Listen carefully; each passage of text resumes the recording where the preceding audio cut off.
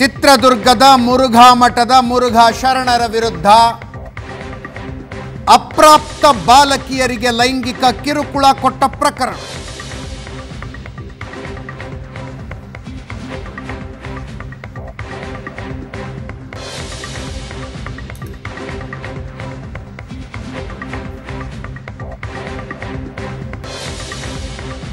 ಮೈಸೂರಿನ ನಜರಾಬಾದ್ ಪೊಲೀಸ್ ಸ್ಟೇಷನ್ನಲ್ಲಿ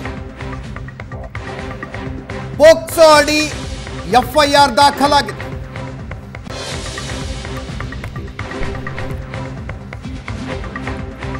ಮಠದ ಅನಾಥಾಶ್ರಮದ ಮಕ್ಕಳ ವಿರುದ್ಧ ಲೈಂಗಿಕ ದೌರ್ಜನ್ಯದ ಆರೋಪ.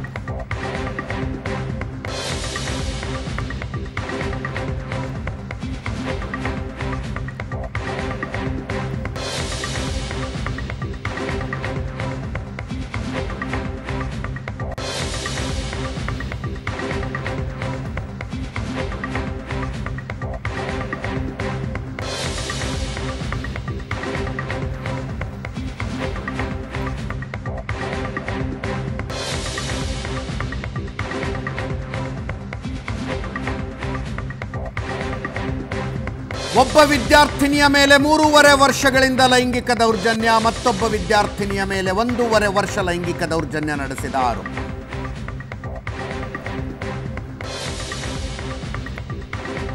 ಮಹಿಳಾ ಮತ್ತು ಮಕ್ಕಳ ಕಲ್ಯಾಣ ಸಮಿತಿಯ ದೂರಿನ ಆಧಾರದ ಮೇಲೆ ಮೈಸೂರು ಪೊಲೀಸರು ಎಫ್ಐಆರ್ ದಾಖಲಿಸಿದರು.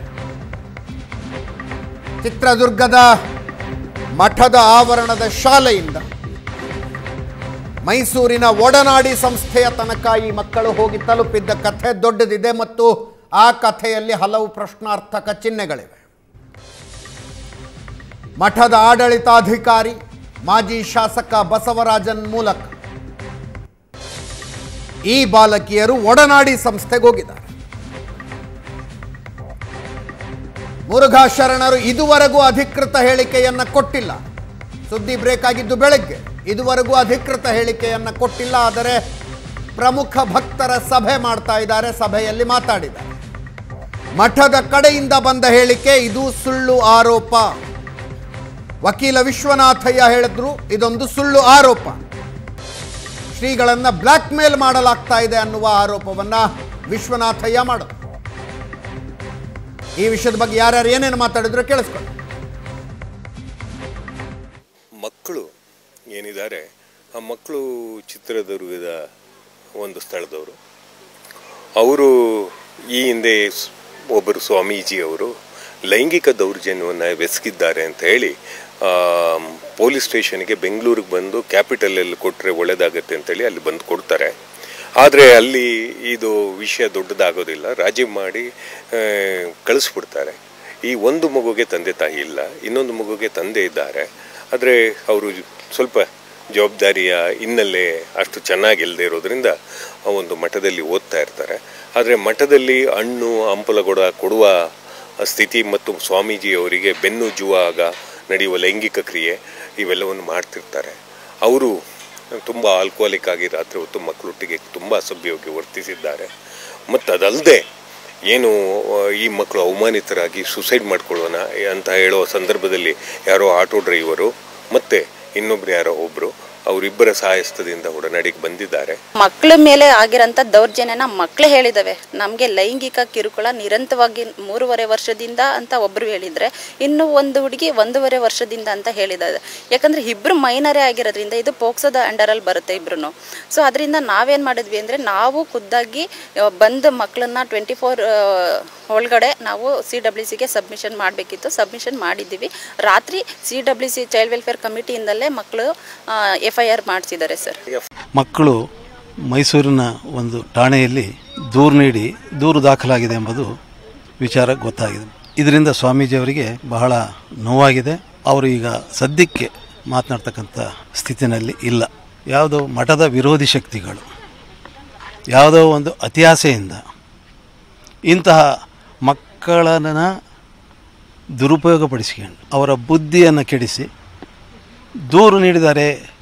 ಇದಕ್ಕೆ ಹಿಂದೆ ವಿರೋಧಿ ಶಕ್ತಿಗಳ ಕೈವಾಡ ಇದೆ ಅಂತಂತ ಹೇಳಿ ತಿಳಿದು ಬಂದಿದೆ ಅಂತಂತ ಹೇಳಿ ಸ್ವಾಮೀಜಿಯವರು ಹೇಳಿದ್ದಾರೆ.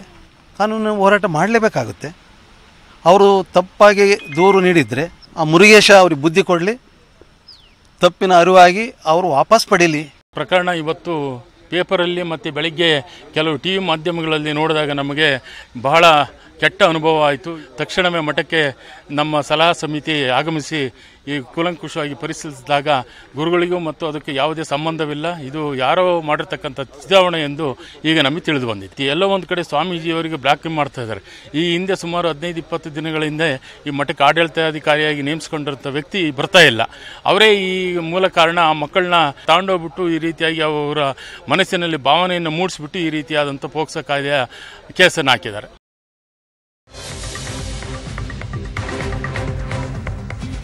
ನಾನಾಗಲೇ ಹೇಳಿದ ಹಾಗೆ ಸುದ್ದಿ ಬ್ರೇಕ್ ಆಗಿದ್ದು ಬೆಳಗ್ಗೆ ಮುರುಘಾ ಶರಣರು ಇದುವರೆಗೂ ಮಾಧ್ಯಮದ ಎದುರು ಬಂದು ತಮ್ಮ ವರ್ಷನ್ ಹೇಳಿಲ್ಲ, ತಮ್ಮ ಹೇಳಿಕೆಯನ್ನು ಹೇಳಿಲ್ಲ. ಆದರೆ ಮಠದ ಒಳಗೆ ಸಭೆ ನಡೀತಾ ಇದೆ.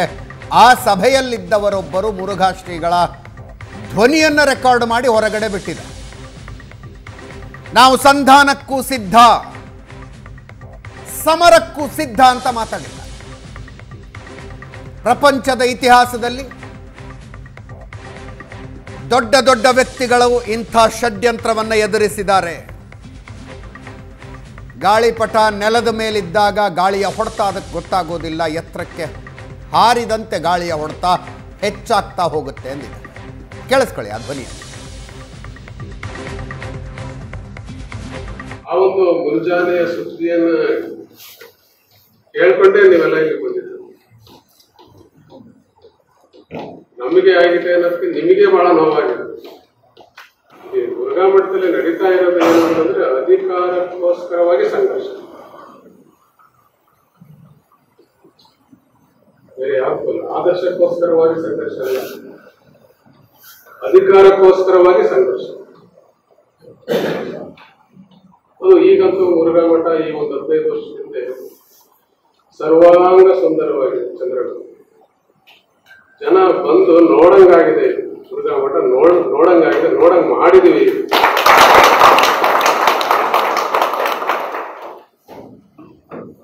ಹೀಗೆ ನೋಡ್ಕೊಂತ ಮಾಡಿದ್ದನ್ನ ನೋಡ್ಕೊಂತ ಹೋಗಿದ್ರೆ ಎಷ್ಟು ಚೆನ್ನಾಗಿರುತ್ತೆ.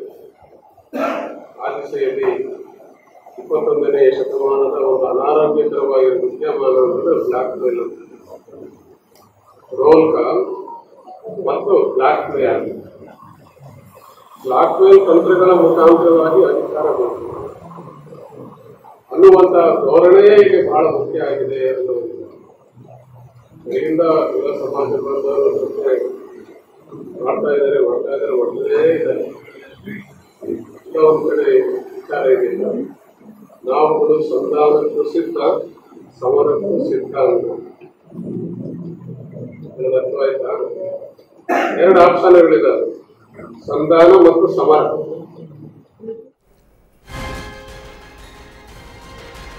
ಈ ಕೇಸು ಮುಂದೇನಾಗತ್ತೆ?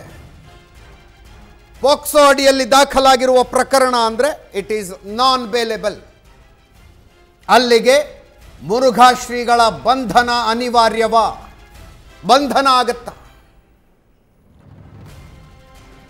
ಪ್ರಕರಣದಲ್ಲಿ ಕೇಸು ಕೌಂಟರ್ ಕೇಸ್ ಇದೆ, ಒಂದು ಟ್ವಿಸ್ಟ್ ಇದೆ.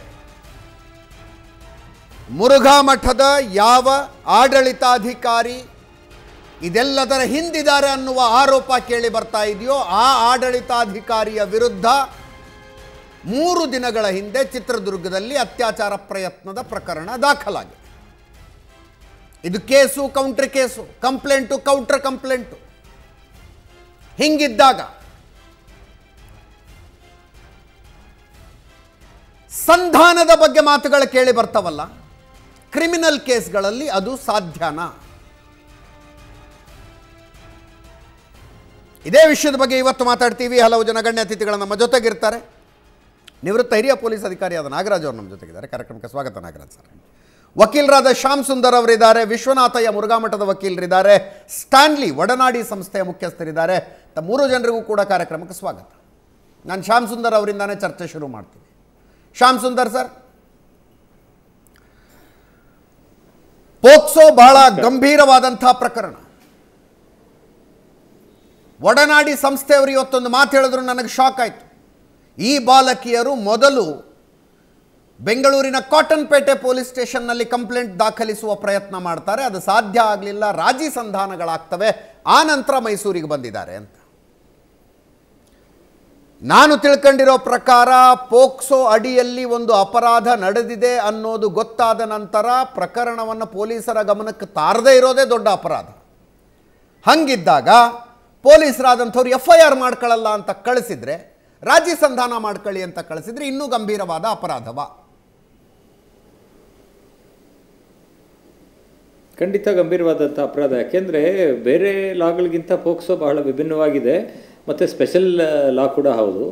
ಪೋಕ್ಸೋ ಆ್ಯಕ್ಟ್ ಕೆಳಗಡೆನೇ ಒಂದು ಪ್ರಾವಿಷನ್ ಮಾಡಿ ಇಟ್ಬಿಟ್ಟಿದ್ದಾರೆ. ಏನಂದರೆ ಈ ಚಿಕ್ಕ ಮಕ್ಕಳ ಮೇಲೆ ಈ ಥರದ ಲೈಂಗಿಕ ಅಪರಾಧಗಳು ನಡೆದಾಗ ಅದನ್ನು ರಿಪೋರ್ಟ್ ಮಾಡದೇ ಇರತಕ್ಕಂಥದ್ದೇ ಒಂದು ಅಪರಾಧ. ಗೊತ್ತಿದ್ದು ರಿಪೋರ್ಟ್ ಮಾಡದೇ ಇರತಕ್ಕಂಥದ್ದೇ it's a punishable offence under POCSO act. ಮತ್ತು ನೋಡಿ, ಪೋಕ್ಸೋ ಆ್ಯಕ್ಟ್ ವಿಭಿನ್ನವಾಗಿದೆ ಅಂತ ಹೇಳೋದಕ್ಕೆ ಇನ್ನೊಂದು ಕಾರಣ ಏನಪ್ಪ ಅಂದರೆ, ಪೋಕ್ಸೋ ಆ್ಯಕ್ಟ್ನಲ್ಲಿ ವಿಕ್ಟಿಮ್ ಮೆಡಿಕಲ್ ಎಕ್ಸಾಮಿನೇಷನ್ ಇವುಗಳೆಲ್ಲ FIR ರಿಜಿಸ್ಟರ್ ಆಗಲಿ ಆಗದೇ ಇರಲಿ, ಕೇಸ್ ರಿಜಿಸ್ಟರ್ ಆಗಿರಲಿ ಆಗದೇ ಇರಲಿ, soon there is a complaint, there has to be a medical examination of the child.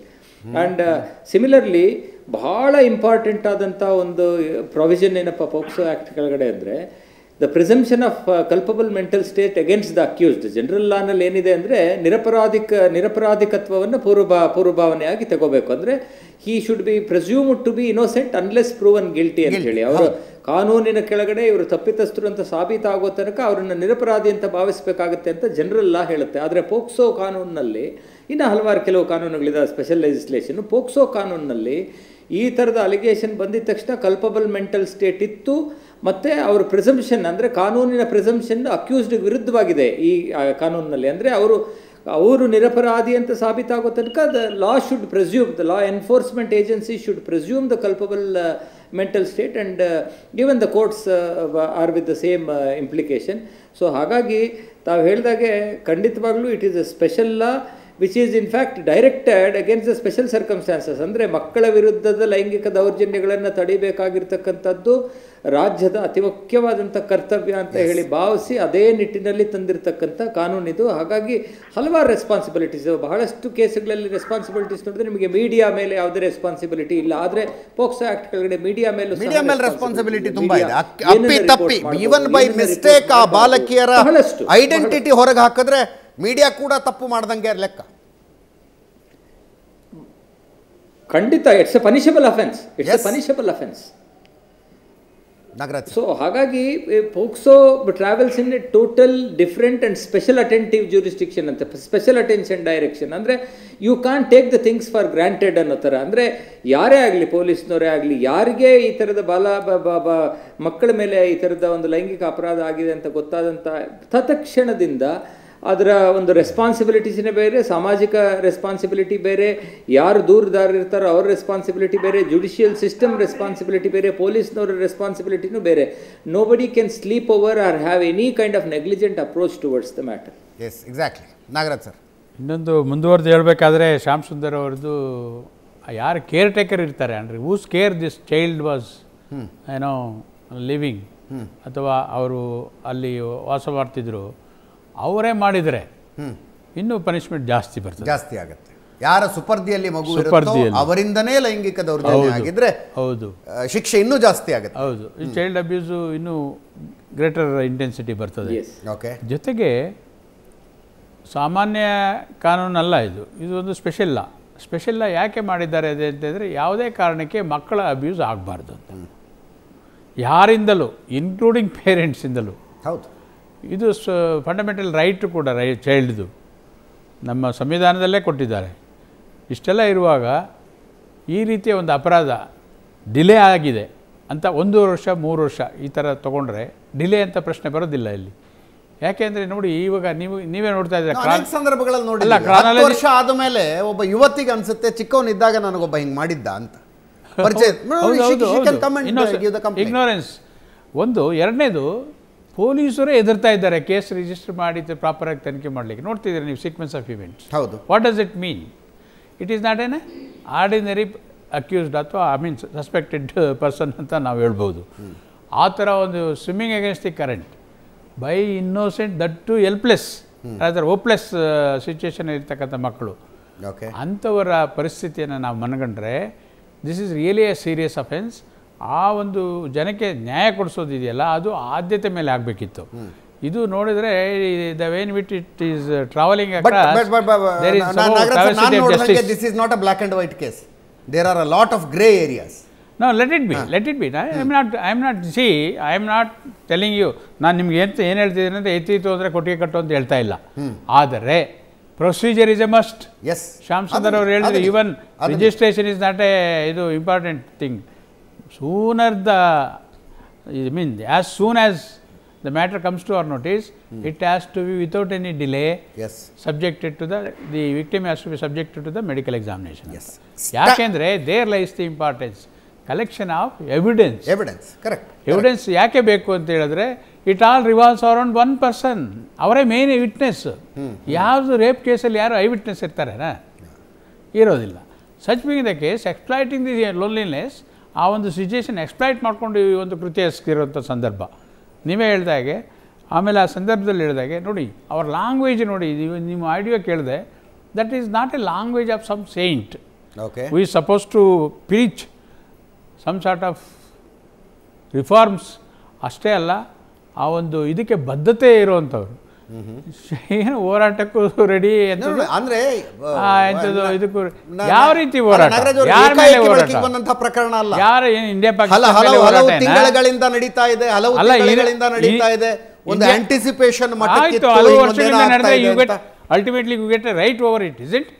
No ಅಲ್ಲ, ನಾ ಹೇಳಿದ್ದು ಈ ಕೇಸ್ ದಾಖಲಾಗೋದಿಲ್ವಾ, ಏನೋ ಒಂದು ಷಡ್ಯಂತ್ರ ನಡೀತಾ ಇದೆ, ಇದು ಹಲವು ತಿಂಗಳಿಂದ ಆಂಟಿಸಿಪೇಟ್ ಆಗ್ತಾ ಇದೆ. That is a language to be spoken by some saint. Okay, ಅದು ನಾನು ಕೇಳ್ತಾ ಇರೋದು. ಅವರ ಭಾಷೆಯಲ್ಲಿ ಬಹಳ ತದ್ವಿರುದ್ಧ, ಅವರ ನಡೆಗೆ ತದ್ವಿರುದ್ಧವಾಗಿದೆ, ಅವರ ಒಂದು ವೃತ್ತಿಗೆ ತದ್ವಿರುದ್ಧವಾಗಿದೆ. ಇದು ನಾನು ಕೇಳ್ತಾ ಇರೋದು. ಆ ಸೌಮ್ಯತೆ, ಕಟಬದ್ಧತೆ ಹೇಗೆ ಜನಕ್ಕೆ ಹೇಳ್ತಾರೋ ಅದನ್ನು ಮೊದಲು ಅವರು you should set an example. ಅದು ಇಲ್ಲ. ಜೊತೆಗೆ ಕಾನೂನಲ್ಲಿ ಇಷ್ಟು ಕಠಿಣವಾದ ಕಾನೂನನ್ನು ಯಾಕೆ ಮಾಡಿದ್ರು ಅಂತ ಹೇಳಿದ್ರೆ, at any cost child should not be abused because they are our future assets. ಇಲ್ಲಾಂದರೆ ಅದು ಯಾಕೆಲ್ಲೂ ಈಗ ಅವ್ರು ಹೇಳಿದಾಗೆ burden of proof lies on the accused, purported accused, ಯಾರೇ ಇರಲಿ, ತಾನು ನಿರಪರಾಧಿ ಆರೋಪಿ ಅಂತ ಹೇಳಿ ನಾವು ಜೈಲಿಗೆ ಕಳಿಸ್ತಾ ಇಲ್ಲ. ಆದರೆ ಪ್ರಾಸಿಕ್ಯೂಷನ್ ಅವರು ಸಾಕ್ಷಿಗಳನ್ನು ತಂದು ಕೊಡಬೇಕಾಗತ್ತೆ, ಇವನು ತಪ್ಪು ಮಾಡಿದ್ದಾನೆ ಅನ್ನೋದಕ್ಕೆ. ಆದ್ರೆ ಈ ಪ್ರಕರಣದಲ್ಲಿ ತಪ್ಪು ಮಾಡಿಲ್ಲ ಅನ್ನೋದಕ್ಕೆ ಆರೋಪಿ ಆದಂಥವನು ಸಾಕ್ಷಿಗಳನ್ನ ತಂದು ಕೊಡಬೇಕು. ಆ ಪ್ರಮಾಣದಲ್ಲಿ ಯಾಕೆ ಮಾಡಿದ್ರು ಕಾನೂನನ್ನ? In order to safeguard the child at any cost. Odanadi ಸಂಸ್ಥೆಯಿಂದ ಸ್ಟ್ಯಾನ್ಲಿ ಅವರಿದ್ದಾರೆ. ಸ್ಟ್ಯಾನ್ಲಿ ಅವರೇ, ಒಂದು ಪ್ರಕರಣ ತಮ್ಮ ಗಮನಕ್ಕೆ ಬಂದ ತಕ್ಷಣ ಪೊಲೀಸ್ ಆಕ್ಷನ್ ತೆಗೆದುಕೊಳ್ಳುವಂತೆ ನೋಡಿಕೊಳ್ಳಬೇಕಾದದ್ದು ತಮ್ಮ ಕರ್ತವ್ಯ, ತಾವು ಮಾಡಿದ್ದೀರಿ. ಆದರೆ ಇಬ್ಬರು ಬಾಲಕಿಯರನ್ನ ಮಾತನಾಡಿಸಿದ ಸಂದರ್ಭದಲ್ಲಿ ಅವ್ರು ಏನೇನನ್ನ ಹೇಳ್ತಾ ಇದ್ದಾರೆ ಎಲ್ಲವೂ ಕೂಡ ಸತ್ಯ ಅಂತ ಅನ್ನಿಸ್ತಾ, ಅಥವಾ ಯಾರಿಂದಲೋ ಇನ್ಸ್ಟಿಗೇಟ್ ಆಗಿದ್ದಾರೆ ಅನ್ನುವ ಸಂಶಯ ತಮ್ಗೆ ಏನಾದ್ರು ಬರ್ತಾ ಇತ್ತಾ? ಎಲ್ಲರೂ ಮಿಸ್ಸಿಂಗ್ ಲಿಂಕ್ಸ್ ಅಂತ ಹೇಳ್ತೀವಿ ನಾವು. ಕರೆಕ್ಟ್ ನಿಮ್ಮ ಒಂದು ಊಹೆಗಳು ಇರ್ತವೆ, ಅದು ನಿಜ ಕೂಡ. ಬಹಳಷ್ಟು ಪ್ರಕರಣಗಳಲ್ಲಿ ನೋಡಿರ್ತೀರಾ. ಆದ್ರೆ ಈಗಾಗಲೇ ಹಿರಿಯರು ಮಾತಾಡಿದ್ದಾರೆ. Protection of children from sexual offences ಅಧಿನಿಯಮ 2012 ಬಂದ ಮೇಲೆ ಆ ಅಧಿನಿಯಮದ ಕೆಳಗೇನೆ ಎಲ್ಲ ಅಥಾರಿಟಿಗಳು, ಸಂಘ ಸಂಸ್ಥೆಗಳು ಕೂಡ ಕೆಲಸ ಮಾಡ್ಬೇಕಾಗತ್ತೆ. ನಮ್ಮ ತನಿಖೆಗಳಿಗೆ ಅಲ್ಲಿ ಅವಕಾಶಗಳು ಇರುವುದಿಲ್ಲ. ಈ ಮಕ್ಕಳು ಹೇಳಿರುವಂತದ್ದು ಒಂದು ಫ್ಲಾಲೆಸ್ ಆಗಿ ವಿಚಾರಗಳನ್ನ ಹೇಳುವಂತದ್ದು ಇದೆಯಲ್ಲ. ಒಬ್ಬ ಹಿರಿಯ ಮತ್ತೆ ಒಂದು 33 ವರ್ಷ ನಾನು ಸಾಮಾಜಿಕ ಕಾರ್ಯಕರ್ತನಾಗಿ ಕೆಲಸಗಳನ್ನ ಮಾಡಿದಂತವನು ಒಂದು ಬದ್ಧತೆಯಿಂದ, ಮತ್ತೆ ನಮ್ಗೊಂದು ರೆಸ್ಪಾನ್ಸಿಬಿಲಿಟಿ ಇದೆ ಈ ಮಕ್ಕಳ ವಿಚಾರದಲ್ಲಿ, ಮಹಿಳೆಯರ ವಿಚಾರದಲ್ಲಿ. ಮತ್ತೆ ಅದನ್ನ ಸರ್ಕಾರದ ಗಮನಕ್ಕೆ, ಕಾನೂನಿನ ಗಮನಕ್ಕೆ ತರೋದ್ರಲ್ಲೂ ಕೂಡ ನಮ್ಗೆ ಒಂದು ರೆಸ್ಪಾನ್ಸಿಬಿಲಿಟಿ ಇದೆ. ಆ ರೆಸ್ಪಾನ್ಸಿಬಿಲಿಟಿಯಲ್ಲಿ ನಾನು ಎಲ್ಲಾ ವಿಚಾರಗಳನ್ನು ನೋಡ್ತೇನೆ, ಎಲ್ಲಾ ಆಯಾಮದಲ್ಲೂ ಕೂಡ ನೋಡ್ತೇನೆ. ಆದ್ರೆ ಬಹಳ ಮುಖ್ಯವಾಗಿ ನನ್ಗೆ ಕಾಡುವಂಥದ್ದು ಮಕ್ಕಳ ರಕ್ಷಣೆ, ಮತ್ತೆ ಪೋಷಣೆ, ಸಂರಕ್ಷಣೆ, ಮತ್ತೆ ಅವರಿಗೆ ಸಾಮಾಜಿಕ ಅನುಶಾಸನಬದ್ಧ ನ್ಯಾಯವನ್ನ ದೊರಕಿಸಿಕೊಡುವಂತದ್ದಕ್ಕೆ ನಾವು ಕಟಿಬದ್ಧವಾಗಿ ನಿಂತ್ಕೊಳ್ಬೇಕಾಗತ್ತೆ. ಅಲ್ಲ, ಈ ಪ್ರಕರಣದಲ್ಲಿ ಒಡನಾಡಿ ಸಂಸ್ಥೆ ಏನ್ ನಡೆದುಕೊಂತಲ್ಲ, ಹ್ಯಾಟ್ಸ್ ಆಫ್ ಸರ್. ಕೇಳಿಸ್ಲಿಲ್ಲ? ನೋ, ಈ ಪ್ರಕರಣದಲ್ಲಿ ತಮ್ಮ ಸಂಸ್ಥೆ ನಡ್ಕೊಂಡಂತ ರೀತಿ ಇತ್ತಲ್ಲ, ಹ್ಯಾಟ್ಸ್ ಆಫ್ ಅದಕ್ಕೆ. ಆದ್ರೆ ನನ್ನ ಪ್ರಶ್ನೆ ಇರುವಂತದ್ದು, ಒಂದಷ್ಟು ಮಿಸ್ಸಿಂಗ್ ಲಿಂಕ್ಸ್ ಅನ್ನಿಸ್ತಾ ಇದೆಯಾ ಅಂತ. ಇಲ್ಲ ಸರ್, ಖಂಡಿತವಾಗ್ಲೂ ಈಗ ಇದೊಂದು ಆರೋಪ ಮಕ್ಕಳು ಮಾಡಿರುವಂತದ್ದು, ಅದನ್ನ ನಾವು ಸರ್ವತಾ ನಾವು ಅದನ್ನ ಪರಿಗಣಿಸ್ಬೇಕಾಗತ್ತೆ. ಮತ್ತೆ ಆಗ್ಲೇ ಹಿರಿಯರು ಹೇಳಿದ ಹಾಗೆ ಅದನ್ನ 24 ಗಂಟೆ ಒಳಗಡೆ ನಾವು CWC ಗಮನಕ್ಕೆ ತರುವಂತ ಕೆಲಸವನ್ನ ಮಾಡ್ಲೇಬೇಕಾಗತ್ತೆ. ನಾವು ಅದರಲ್ಲಿ ಮಿಸ್ಸಿಂಗ್ ಲಿಂಕ್ ಗಳನ್ನ ಹುಡುಕೊಂಡು ಹೋಗ್ಲಿಕ್ಕೆ ನಮ್ಗೆ ಅವಕಾಶಗಳು ಬಹಳ ಕಡಿಮೆ ಇರುತ್ತೆ. ಆದ್ರೆ ಇಲ್ಲಿ ಮಕ್ಕಳು ಹೇಳಿರುವಂತ ವಿಚಾರಗಳೇನಿದೆ ಬಹಳ ಪರಿಪರಿಯಾಗಿ ಬಿಡಿ ಬಿಡಿಯಾಗಿ ಹೇಳುವಂತದ್ದು ಇದೆಯಲ್ಲ, ಅದರಲ್ಲಿ ಅವರು ಸುಳ್ಳು ಹೇಳ್ತಾ ಇದ್ದಾರೆ ಅಂತ ನನ್ಗಂತೂ ಅನ್ಸ್ಲಿಲ್ಲ. ನನ್ನ ವಿವೇಚನೆ ಮತ್ತೆ ವಿವೇಕ ಇದೆರಡೂ ಕೂಡ ಆ ಸಂದರ್ಭದಲ್ಲಿ ಸರಿಯಾಗಿ ಕೆಲಸ ಮಾಡಿದೆ ಅಂತ ಅನ್ಕೊಂಡಿದ್ದೇನೆ. ಮತ್ತೆ ಆ ಮಕ್ಕಳನ್ನ ನಾನು CWC ಗಮನಕ್ಕೆ ತರದೇ ಹೋಗಿದ್ದಿದ್ರೆ ಬಹುಶಃ ಪೋಕ್ಸೋ ಅಧಿನಿಯಮದ ಕೆಳಗೆ ನೀವು ಕೂಡ ಅಪರಾಧಿ ಕಂಪ್ಲೇಂಟ್ ದಾಖಲೆ ಆಗ್ಬೋದು. ಹೌದು, ನೀವು ಕೂಡ ಅಪರಾಧಿ ಆಗ್ತಿದ್ರಿ. ಖಂಡಿತವಾಗ್ಲೂ ಆಗ್ತೇವೆ. ನನಗೆ ಒಂದಷ್ಟು ಪ್ರಮುಖ ಪ್ರಶ್ನೆಗಳಂತ ಮಾತ್ರ ಕೇಳೋದಿದೆ. ವಿಶ್ವನಾಥಯ್ಯನವ್ರನ್ನ ಒಂದ್ಸಲ ಮಾತಾಡಿಸ್ಕೊಂಡು ಬರ್ತೀನಿ. ವಿಶ್ವನಾಥಯ್ಯರೇ, ಮುರುಘಾ ಶ್ರೀಗಳ ಕಟಕಟೆಯಲ್ಲಿದ್ದಾರೆ, ಆರೋಪಿ ಈಗ. ಅದು ಅಂಥ ಇಂಥ ಪ್ರಕರಣ ಅಲ್ಲ, ಪೋಕ್ಸೋ. ನಮಸ್ಕಾರ.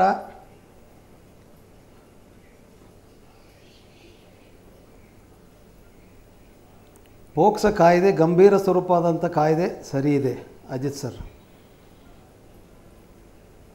ಎಲ್ಲ ಆರೋಪಗಳನ್ನು ನಿರಾಕರಿಸ್ತಾರ ಶ್ರೀಗಳು?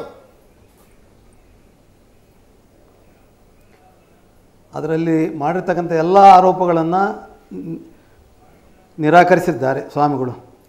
16ಕ್ಕಿಂತ ಕಡಿಮೆ ವಯಸ್ಸಿನ ಮಕ್ಕಳನ್ನು ಶ್ರೀಗಳ ವಿರುದ್ಧ ಬಳಸಿಕೊಂಡು ಷಡ್ಯಂತ್ರ ಮಾಡ್ತಾ ಇದ್ದಾರೆ ಅನ್ನೋದು ಆರೋಪನಾ ನಿಮ್ಮದು?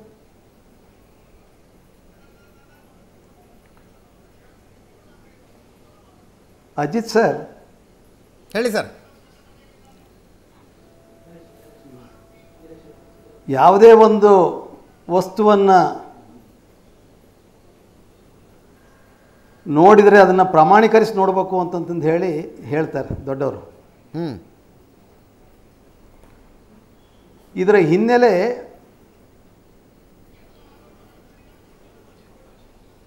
ಸರ್ ಮಾತಾಡ್ತಾ ಹೋಗಿ. 2 ಮಕ್ಕಳು ಏನಿದ್ದಾರೆ 24ನೇ ತಾರೀಕು 24/7/22ನೇ ತಾರೀಕು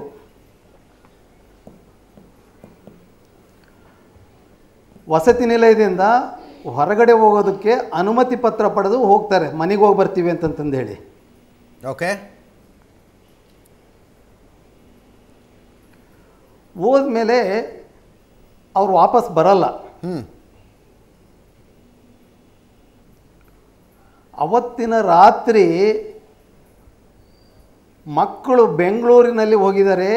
ಯಾರೋ ಆಟೋದವರು ಪೊಲೀಸ್ ಠಾಣೆಗೆ ಕರೆದುಕೊಂಡು ಹೋಗಿದ್ದಾರೆ, ಕಾಟನ್ಪೇಟೆ ಪೊಲೀಸ್ ಠಾಣೆಗೆ ಅಂತಂದು ಹೇಳಿ. ಅಲ್ಲ ವಿಶ್ವನಾಥ, ಆ ಸೀನ್ ಆಫ್ ಇವೆಂಟ್ಸ್ ಅನ್ನು ನಾನು ಗಮನಿಸಿದ್ದೀನಿ ಮತ್ತು ಅದರ ಬಗ್ಗೆನೂ ನನಗೆ ಹಲವು ಪ್ರಶ್ನೆಗಳಿದೆ. ಆದರೆ ಒಂದು ವಿಷಯ ನಾನು ಇಲ್ಲಿ ಈ ಪ್ಯಾನಲ್ನಲ್ಲಿರುವಂಥ 4 ಜನ ಅರ್ಥ ಮಾಡಿಕೊಳ್ಳಬೇಕಾಗಿರುವಂಥದ್ದು, this is not a media trial. ಶ್ರೀಗಳು ತಪ್ಪು ಮಾಡಿದಾರಾ ಇಲ್ವಾ ಅನ್ನೋದನ್ನ 7 ರಿಂದ 8 ಗಂಟೆ ಒಳಗಾಗಿನ ಲೆಫ್ಟ್ ರೈಟ್ ಆ್ಯಂಡ್ ಸೆಂಟರ್ನಲ್ಲಿ ತೀರ್ಮಾನಿಸಿ ಬಿಡಬೇಕು ಅನ್ನುವಂಥ ಕಾರ್ಯಕ್ರಮ ಇದಲ್ಲ. ಮಾಧ್ಯಮದ ಕೆಲಸನೂ ಅದಲ್ಲ. ನಮಗೆ ನಮ್ಮ ರೋಲ್ಸ್ ಆ್ಯಂಡ್ ರೆಸ್ಪಾನ್ಸಿಬಿಲಿಟೀಸ್ ಬಹಳ ಸ್ಪಷ್ಟವಾಗಿದೆ. ಹೌದು. ಆದರೆ ಈ ಸಮಾಜದಲ್ಲಿ ಒಬ್ಬ ಕಾವಿಧಾರಿಯಿಂದ ನಿರ್ದಿಷ್ಟ ರೀತಿಯ ವರ್ತನೆಗಳನ್ನು ಸಮಾಜ ನಿರೀಕ್ಷೆ ಮಾಡುತ್ತೆ, ಧರ್ಮ ನಿರೀಕ್ಷೆ ಮಾಡುತ್ತೆ. ಅಂಥ ನಿರೀಕ್ಷೆಗಳನ್ನು ಮೀರಿ ಶ್ರೀಗಳ ನಡ್ಕೊಂಡಿದ್ದಾರೆ ಅನ್ನೋ ಪ್ರಶ್ನೆಗೆ ಉತ್ತರ ತಗೊಳ್ಳೋ ಪ್ರಯತ್ನ ಮಾಡ್ತಿದ್ದೀವಿ. ಮಠದ ಒಳಗಿನ ಜಗಳಗಳು, ಅದು ಯಾರೋ ಬಸವರಾಜನಂತೆ ಆಡಳಿತಾಧಿಕಾರಿಯಂತೆ, ಅವರು ಕೊಡಿಸಿರುವಂಥ ಈ ಕೇಸ್ ಸುಳ್ಳು ಅಂತ ನೀವು ಹೇಳ್ತೀರಿ. ಅವರ ಮೇಲೆ ಮಠದ ವಾರ್ಡನ್ನಿಂದ ಒಂದು ಅಟೆಂಪ್ಟ್ ಟು ರೇಪ್ ಕೇಸ್ ಕೊಡಲಾಗಿದೆ, ಅದು ಸತ್ಯ ಅಂತ ವಾದಿಸ್ತೀರಿ. ಇದೆಲ್ಲದರ ಮಧ್ಯದಲ್ಲಿ ಸಂಧಾನದ ಪ್ರಕ್ರಿಯೆಗಳು ನಡೀತಾ ಇವೆ ಅನ್ನೋ ಮಾತುಗಳು ಬರ್ತಾ ಇದೆ. 2 ಸಣ್ಣ ಮಕ್ಕಳ ಮೇಲೆ ಲೈಂಗಿಕ ದೌರ್ಜನ್ಯ ಆಗಿದೆ ಅನ್ನೋ ಆರೋಪ ಬಂದಾಗ ಸಂಧಾನಕ್ಕೆ ಆಪ್ಷನ್ ಇರುತ್ತಾ? I don't understand.